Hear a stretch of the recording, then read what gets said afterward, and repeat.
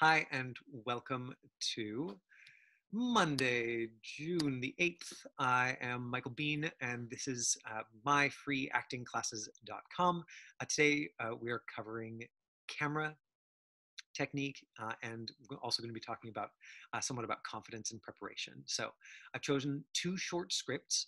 Bear with me because we're going to go over both of them. One of them is for a young person, and one of them is for an adult. One is from a TV pilot that looks like it was made into a TV movie, which often happens with TV pilots that don't get picked up. And the other is from I didn't know what it was from until I looked up on IMDb, is from a Vancouver Film School short film. Uh, the so they could not be more different. One of them is a comedy about teen or tween girls, and the other is called Shield Maiden, and it's like a Viking or two Vikings, running through the woods and like patching each other's wounds. Uh, I'm going to want you to do demos for me, like I did last week. Uh, but not of the lines. We're going to avoid the lines, as much as possible, but of the physicality. Uh, because that's what I want to talk about, with camera technique. So I want to start, like I did last week, with just sort of the basic foundations, because I just think that the more times we go over it, the better it is. So we can start by looking at my camera setup and explaining how terrible it is. I am in a cabin in the woods right now, and the having troubles with my Wi-Fi. So also, if you lose me for 2 minutes, the Raven has been empowered as the co-host, and she will just like hold the spot for me while it comes back, and hopefully it comes back really quickly. So right now you cannot see light in my eyeballs, right? Even if I get right up close and you can see my eyeballs, which is sort of creepy, there is no light reflected in them. And so that's the kind of thing that makes somebody look really alive. So if we picked somebody who's got like a really good light in front of them and looked at that, Lexi's, how's your eye light where you are? Is it all right if I spotlight you for a second? Okay, so if we look at Lexi, see, excellent. If you if you look up, it's like just there you go. Look just at the top of your screen or just above your screen. Yeah. See how when there's that light reflected in her eyes, that's when she's going to look the most alive. And that's what we normally see in film and TV. It's what we normally see in magazines. We're so conditioned to it, so used to it. Thank you, Lexi, for that demonstration. She's like looking heroically into the distance for us. But that eye light is what makes you look alive. And it's really important that you have good lighting. I do not have good lighting where I am. My lighting is entirely overhead, so my already shiny forehead is shining even more instead of my eyeballs. And really, we're going to look at whatever the shiny thing is. This is also why you don't wear shirts that have shiny things on them. You don't wear jewelry that's shiny. You don't want anything to be shinier than your eyeballs. You want people to keep looking there. Because in film and TV, the illusion is that we're looking at your eyeballs and we know what you're thinking and feeling. And so the closer you get to us, so that's the next thing, is the frame. Frame is what the camera sees, like the frame on a picture, the frame on a TV. My apologies to those of you for whom they're like, I went to film school, I know all this stuff. It's a mixed group. We got young people here, we got adults here. I'm trying to cover everybody, so just go for it real fast. Frame is what the camera sees, and you want to stay in a medium close-up. Now, the one advantage of this terrible setup is I can show you the different frames, which is close-up. Extreme close up. You're never ever going to do this in an audition. It's just kind of fun to do. But this is a close up. Also, you're probably never going to do this in an audition. Although something that I've been playing with in the Zoom classes that I've been teaching lately, which you can find out more about by just going to that same free acting classes website and following the little link for my website. It's confidenceoncamera.com. Is that when you're doing a tape, because you have so much control over the frame with Zoom, that if it suits you in a moment, you can be like, doing action, getting right in the other actor's face and coming back. You can play with that in a way that you just can't. You don't have control over in a real audition. So it's a medium close-up. This is what you want to be in for any of your taped auditions, any of your Zoom auditions. This is how they're going to frame you up in a real film and TV audition. Because then you can see as much of the eyeballs as possible. This is a medium shot back here where you can see down to about my waist. And then if we go all the way back here, then this would be a long shot. Now, the only time really that you're going to do a long shot is for the slate.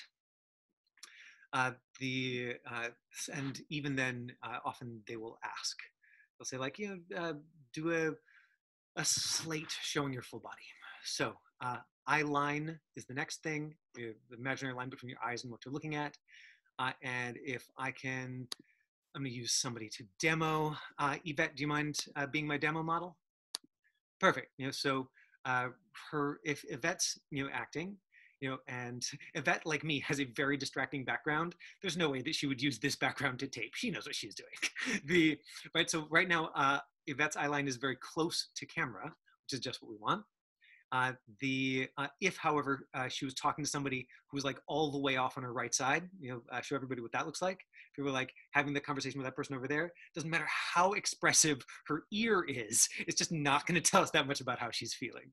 So you want your eye lines to be as close to camera as humanly possible. And my advice is you set up your eye lines so that even if there are 7 different people in the scene, they are just one side of the camera and just the other side of the camera. There we go. That's the rest of what we can talk about today can be sort of specific movement things when we get to that movement, but I'll give you the top level now, right? So we talked about eye light, we talked about eye line, we talked about frame. The last thing is movement on camera, and this is where it kind of gets fun because we get to look at scripts and go, okay, if you were prepping this audition script, here's what you would want to try with this.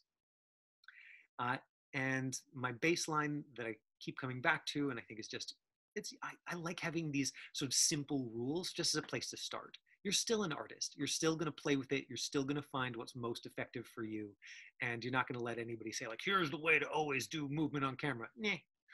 Like, there are as many different creative solutions to these things that you can find. But in general, when you're looking at a script, if it says that your character is doing something physical in an audition script, try it.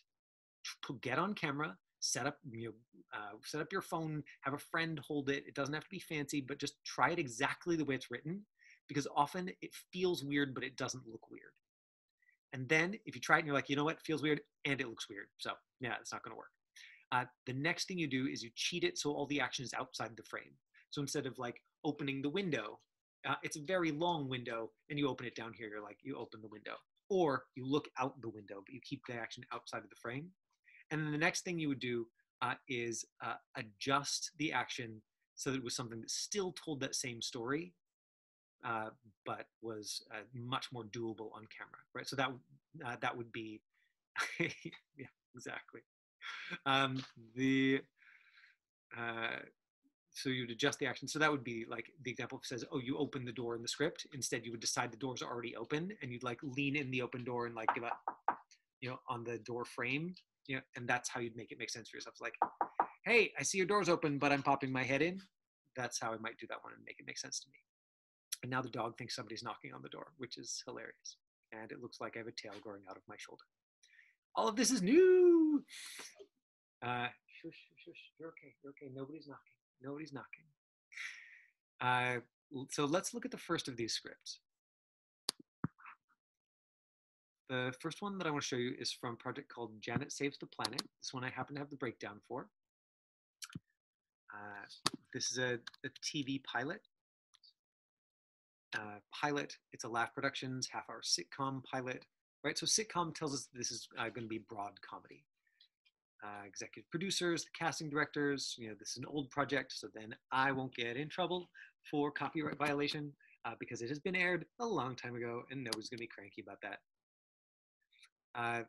The character that we're working on today, or that we're looking at today, is Molly, Janet's cute little nerdy sidekick, also supposed to be in love with Janet's stepbrother, Ryan. Janet is Molly's idol because Janet actually does all the things that Molly only dreams of doing. Timid, shy, not the bravest of souls. Molly is finally coming out of her shell, thanks to Janet pushing her into situations she never thought she'd be in. She's Ethel to Janet's Lucy. Now, I didn't think to look this up before, but if we were doing this in the story session, we would go like, what on earth does this mean? Ethel to Janet's Lucy. And I think that even back when this was written, it's not it's written because the writer thinks it's super funny and clear, or the person who wrote this breakdown thinks it's super funny and clear. But this is a reference to characters from I Love Lucy, which is a very old TV show, and the likelihood that any of the actors actually this age have watched it very, very low. Let me quickly flip out of this to find a couple of people. I need a doorman, I need a Janet, and I need a Molly. So who wants to be my doorman? Okay, great. You're gonna be my doorman, Raven? Sure. Yeah. Let's mix this up. Let's be crazy. We're going to unmute Raven, and who's going to be my Janet? Emma. Emma, I'm concerned about your ability to read. Are you a really, really good reader? Okay, well then we'll get Emma to read. In that case, really, we should get an adult to play Molly, just to like really fully mix this up. Yvette or Taylor or Yasmin, does one of you want to read Molly for me? Taylor, great. Okay, good. So, Emma, you'll have to unmute yourself, okay? So you should be able to do that now. There you go. Good. So we're going to go back to the screen, and I'll read the stage direction. Exterior New York high-rise, day. Tommy, doorman, Janet, Molly, extras. A crowd of young protesters picket the front of a high-rise with signs that read, "Give a squawk, save the hawk. No nestless New Yorkers, and honk if you love eggs." Doorman in a uniform addresses the protesters. Let's read this bit, even though it's crossed out. So Raven, give me this line. Get out of here, you planet-saving nut jobs. A 13-year-old girl steps forward, the group's spokesperson. Emma? We're not going anywhere. We're not going anywhere. Just like that thing hanging from your nose. Jeez, talk about your Greenpeace. Okay, let's pause there. So they've made a booger joke. So that tells you the audience is very, very young, right? The characters are probably are supposed to be 13 or 14. If they lead with a booger joke, this means that the audience is like 6, 7, 8 tops. That's sort of where they're aiming this at, and that helps you know what kind of style you're in, what kind of show you're in. Raven? Janet Wheeler, I should have known you were behind this. I'm wise to you. Oh, you're wise? Are you? Then how come you're a doorman, genius? That's enough out of you. Now take a hike before things get ugly.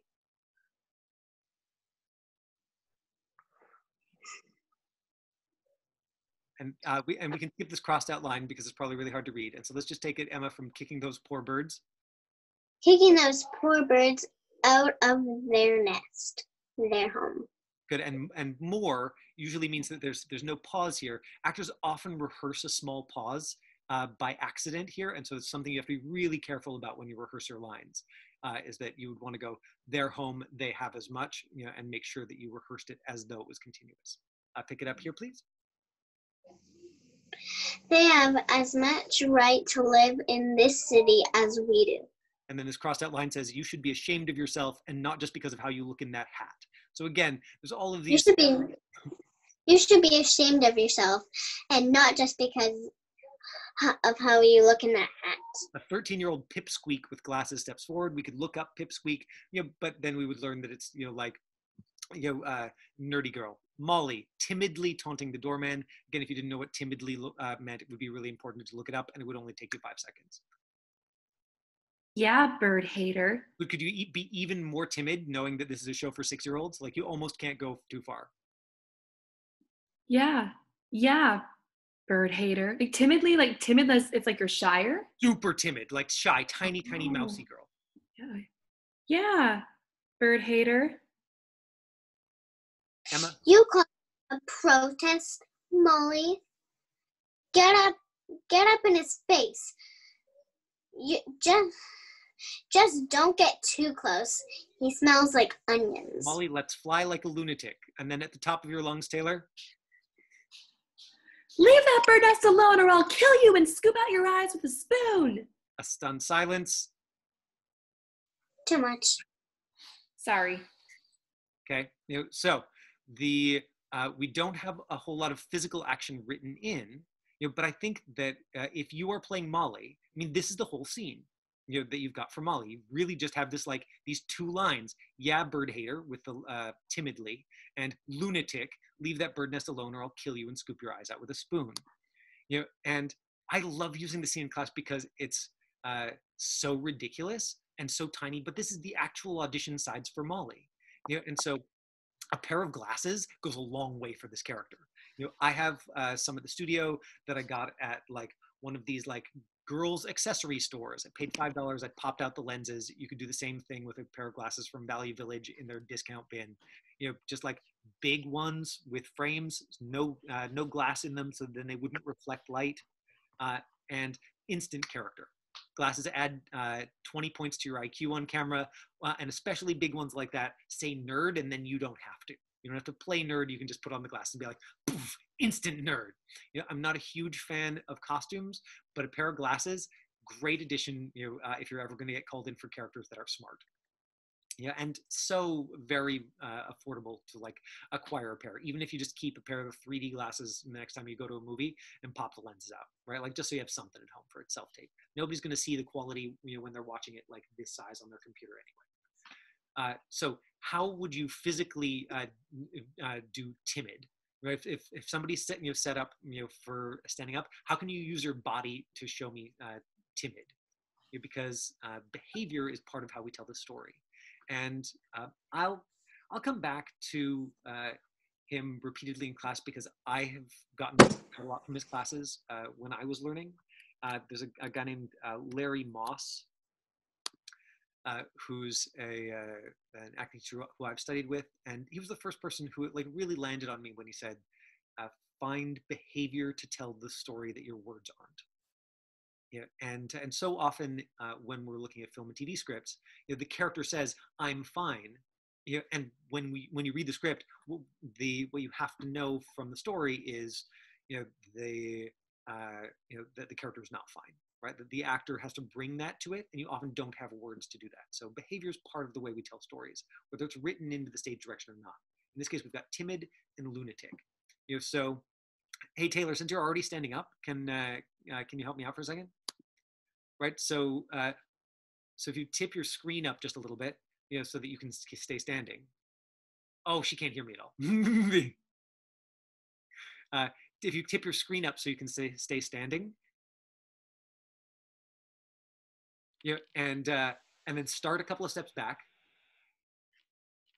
And right, if this show is for 6-year-olds and you can't go too far with being timid, show me timid body language, but like almost be the cartoon of it.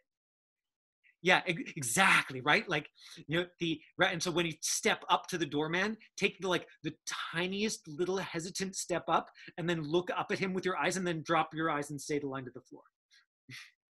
Yeah, bird hater. Good. And almost whisper the line. Like, again, you almost can't go too far. So start that one step back, because you're being talked up, like, yeah, okay, yeah, go get up there, get up in his face. And you're looking at the other eye line, on the other side of the camera, and you're like, okay, I'll do it. And then you step up to the guy. Yeah, bird hater. Yes, right? And from there, it's so much funnier if then you just go from that into like full maniac, right? So the more lunatic you are. Good. So somebody who's good at remembering lines, want to do the demo for me of the "leave that bird nest alone or I'll kill you and scoop your eyes out with a spoon," because like it's a really funny line to say. I can only look at the people who've got their video on, but somebody start waving their hand there. Sophia, you want to try it? Okay, great. Because Emma, because you already got to read, I'm going to let Sophia do it. So Sophia, just stand up.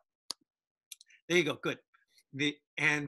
And really, like, even if it scares your neighbors, just do it at the top of your lungs, and again, the physicality is not written in there. It just says she lets fly like a lunatic, but that's part of the story. And so what I want you to do, is get your hands up into the shot. That's part of knowing your frame. If you're in a medium close-up, you're here. If you were in a medium shot, you could use more of your body, but stay in this medium close-up. Bring your hands up into the shot and then show me killing and scooping because the line will be much funnier if you're doing the physicality, because basically you go from like tiny little mouse girl to like, ah, psycho, psycho, psycho, psycho. And then immediately after it's like, sorry. You know, and it's that's the flip that we were talking about when we did the comedy lesson a couple of weeks ago. The bigger those flips are, the more effective it is. So the ready, Sophia, stand by, you know, and get your eye line up closer to the camera. There it is. Good. And action. Leave that bird next alone or I'll scoop your eyes out. Too much. And then you just take your step back and you say, sorry. Sorry. Yeah, like that. Right. So so often when I see actors who have a fun script like this that's got physical action, is they'll just skip it. They'll just skip the action because they're like, well, it didn't say what to do. You know, and so you did nothing. And same thing even when there is physical action written in, they'll just skip it. You know, and there's nothing wrong with that, right? Like really, if they like you and they like your energy for it, and you're doing a great job of the acting, it's not a make or break issue. But the choice that tells the story the least effectively is to do nothing, right? So we want to bring something to it. So okay, so now let's look at something for everybody here who's not a tween girl, or headed that direction. We'll look at Shield Maiden. And so I have very little information about this, but I actually was able to find a trailer on the online. So maybe we'll start with that. This turned in, Janet Saved the Planet turned into Jack and Janet Saved the Planet. And you can see here it was a TV movie comedy. So it was created by Billy Vincent, right? So like it had good people behind it. It didn't ultimately get picked up as a show, but probably, or what they often do in these situations, they're like, well, we've got this thing and it's got good people in it, and it's already shot, so we're going to release it as a TV movie, and make some of our money back. Now we're looking at Shield Maiden. In medieval Norway, a defiant young Viking named Sigrid is thrust into a fight for survival when a violent raiding party invades her homeland. And then we've got the trailer here. Our people conquered these lands. Man and woman, side by side. One day, Sigrid, you'll be a great shield maiden. Right, so I'm not going to show you the whole thing, but you get the point. Like the aesthetics are actually great. You can see that it's a sort of a student film. That should be apparent, from the slightly overblown dramatic quality. I wouldn't recommend trying to. You're in Shield Maiden. No way! Ah, that's so great. Yeah, man. Okay, small world. The Vancouver is like such a small film and TV and creative world. That shouldn't surprise me at all, Lexi. That's really pleasing.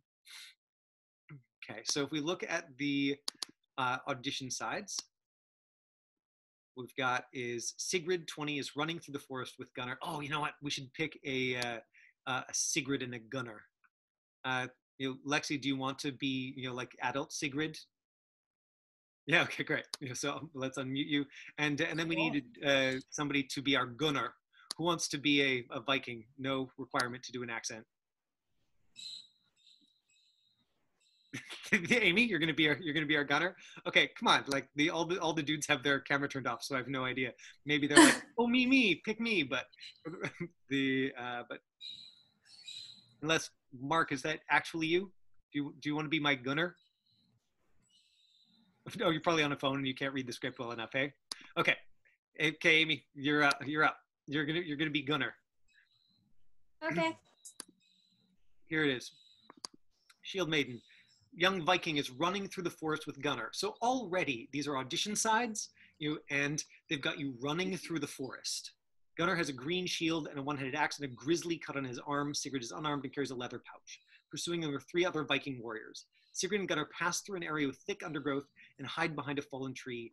The three others approach but continue further into the forest. Gunnar leans his shield up against the tree, drops his axe, and clenches his wounded arm. Now, the temptation, like I said, for most people doing this audition tape is going to be to just start the scene with, we should go back, and skip all the rest of it.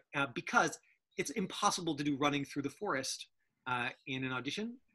But the least effective way to tell that story is just to completely skip it. So one of the challenges and the interesting things here, and why I chose it for this lesson, is how do we squeeze that in and use it as a really interesting and vivid moment before. Sorry, Amy, go ahead.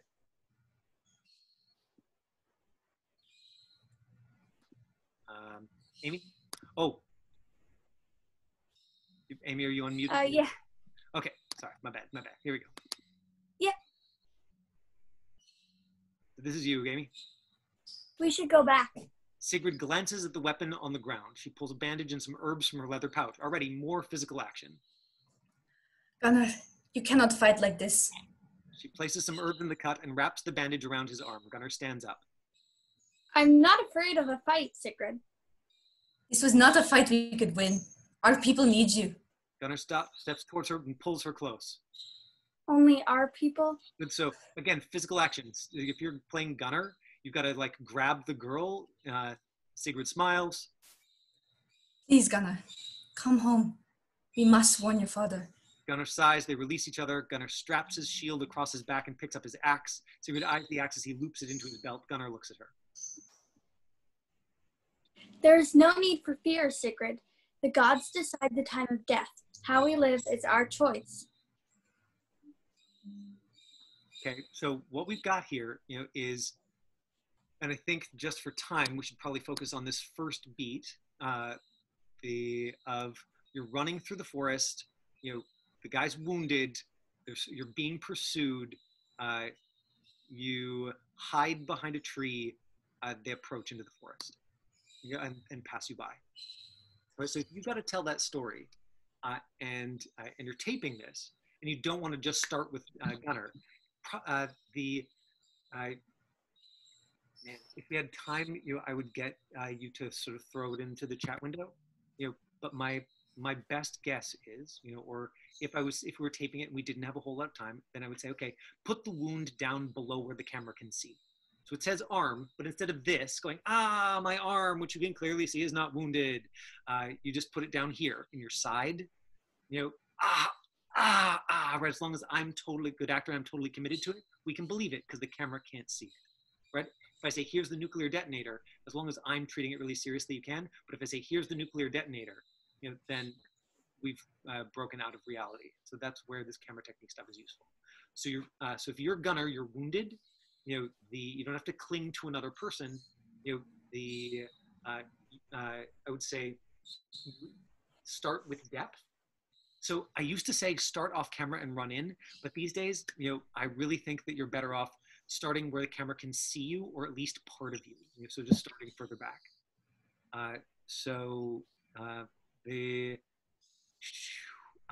Emma, here'd be a great chance, because I know you wanted to do some running before. So if you want to set up so that you can stand up and do a demo of this, and if I could get somebody else who's able to stand to set up so they can do a demo, that would be great. Raven, maybe we get you to do the demo of this. Perfect. Right, so you don't need a physical thing to hide behind. What you need is two different eye lines. The one for the person you're running in with. And so that's whatever is on the side of the camera that you run in from. That's going to be your friend who you run in with. And the people you're going to watch pass by on the other side. So start as far back as you can get, but where the camera can still see you just on the edge of the frame. Yeah, exactly, Emma. So the camera can still see you. Remember what Maureen Webb said, not last Friday, but the Friday before. She's like, decision makers are only going to watch 15 or 20 seconds. So having the character in your body, really doing something to grab them and show them who you are and who the character is in the first 15, 20 seconds is extremely relevant to booking work right now, because decision makers may only watch those first 15 or 20 seconds. So if we start with Emma, then Emma, I'm going to say stand by. So right now, look behind you as though you're being chased. So look back behind you, exactly, but the other way so that your face is open to camera. Exactly, exactly. And then on action, run in to that medium close up. So you're looking back behind you. You've just been running. Stand by and action. You run in. Action. Run. Run. Run. Run. Run. Run. Good. And then just crouch down just a little bit. Right. That's you hiding behind a tree. Right. And then you look at the guy who you're there with, which is one side of the camera. And then you look to the other side, exactly, just there. And then so look to the other side of the camera, and that's you seeing the Vikings. So Emma, look to the opposite side of the camera. The opposite side of the camera, over there. Yeah, stop there. No, put your eyes back there. There, exactly. And then you see the Vikings. They're over there. And then you watch them walk off. So just track them off that same side. So they walk off that side. They walk off that side. Watch them. You have to trace your eyes sideways. Sideways, sideways, sideways. Oh my gosh. Okay. You take a deep breath. Whew, exactly. You stand up. Okay. Now you can stop crouching. Great. We're not hiding. Now we're safe. See? So that kind of physical behavior tells that story, and there doesn't have to be a tree, and there doesn't have to be anything, but it's way more interesting than just like, now we're starting the dialogue right away, right? So many people are going to start tapes like that, which I think is great for the rest of you. If most of the tapes people watch are boring, then those of you who care enough to get these extra skills have a competitive advantage. And I think that's one of the reasons you take a class like this. Thanks so much, Emma. That was exactly what I wanted to show people. Right. So that's if you are playing Sigrid. And Raven, do we have you back? The Raven's video's gone dark.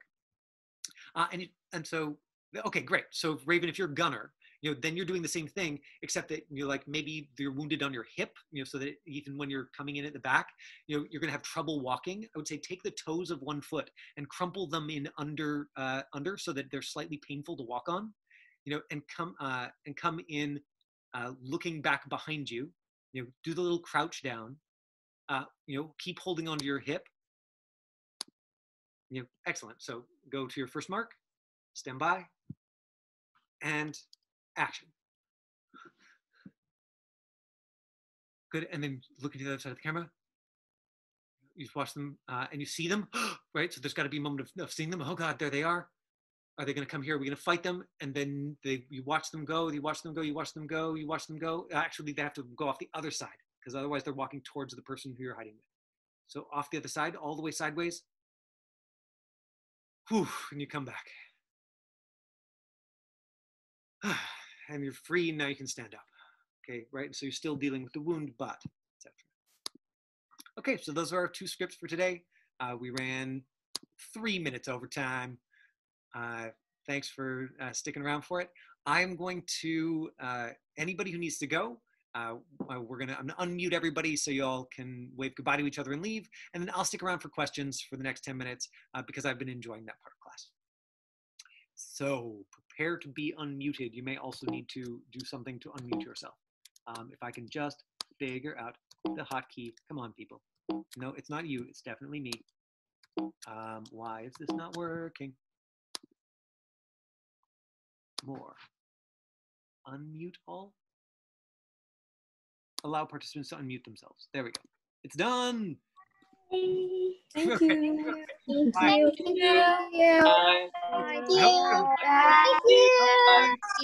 Thank you. you. Bye. Thank you, Class Michael. Bye. My pleasure. Bye, everybody. Okay, now that we're all unmuted, right? If I'm getting weird background noise from anybody, I'll mute everyone, but I'll leave it so you can unmute yourselves. Like I'll only do that if like somebody's dog starts howling and I can't hear what's happening.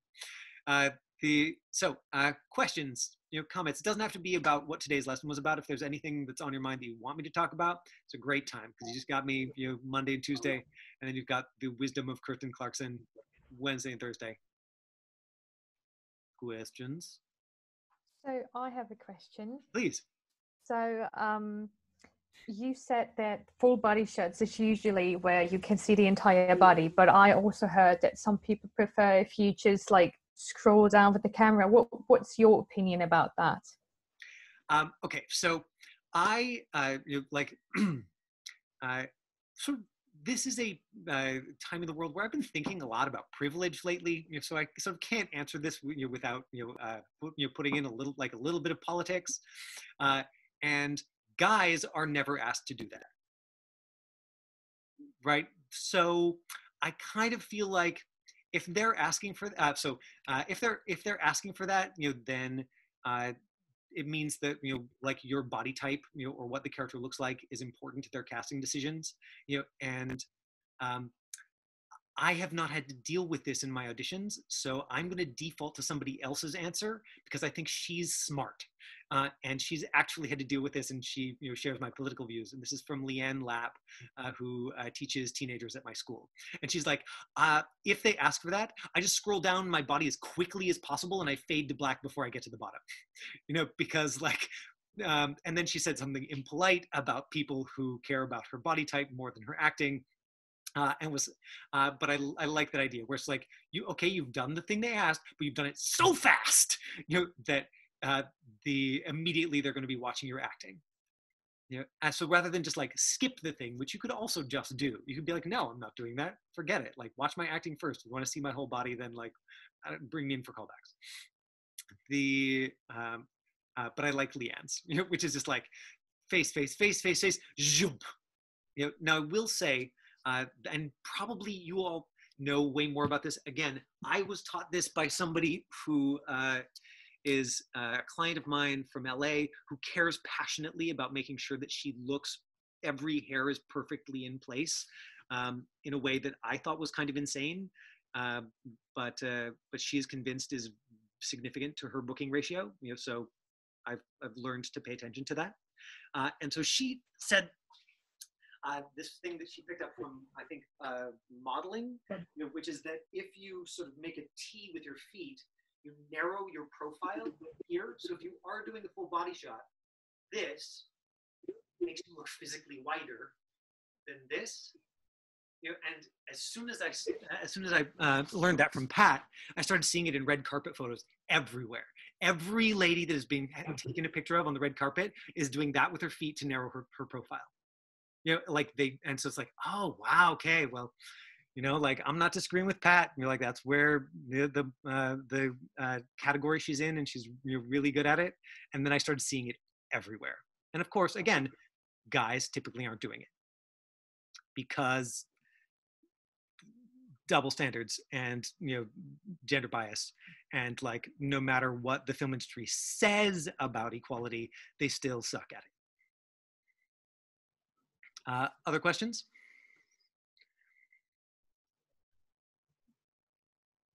Okay. Do you need a blue background to do self tapes and stuff? No, absolutely not. So if we look at Christina, is it okay if I spotlight you? So if we look at Christina's background here, this is totally fine. Like right now, there's a little bit too much space above her head. So she'd want to tip her camera down so that there wasn't that space above her head.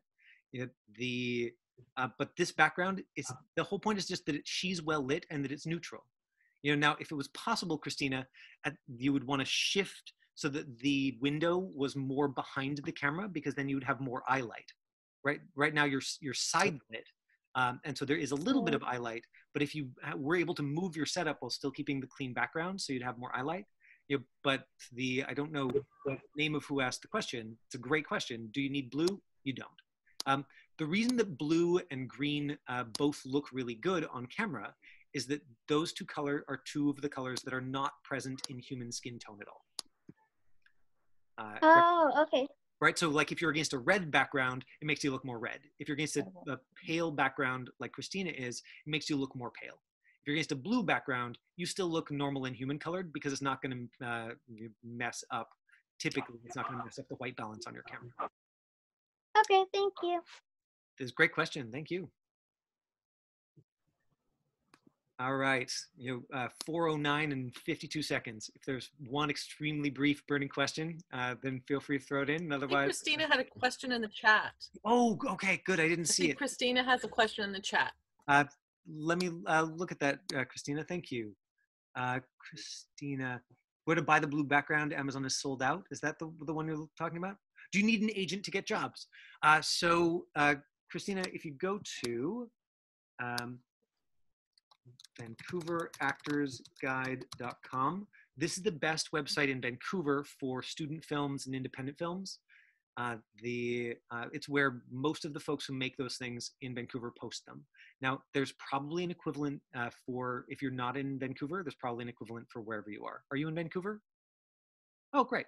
I mean, right now, of course, there's nothing, or what's there is going to be like voiceover. But you don't need an agent to get independent film work. And in fact, if you have an agent, you go looking for that stuff and you don't have to tell your agent about it because there's no money in it for them. And so it's actually like, not only does it not bother them, but they probably don't want to be bothered by it.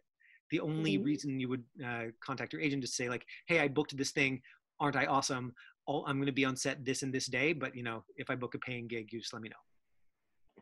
Bye. Thank you. My pleasure. And so building up a resume of independent and work and short films and student films can help you get a better agent, and can also help a casting director when they're trying to decide between you and another brand new actor they've never seen before. They're like, oh, look, this girl's got 8 credits, and this girl's never been on set before. So who's taking this more seriously?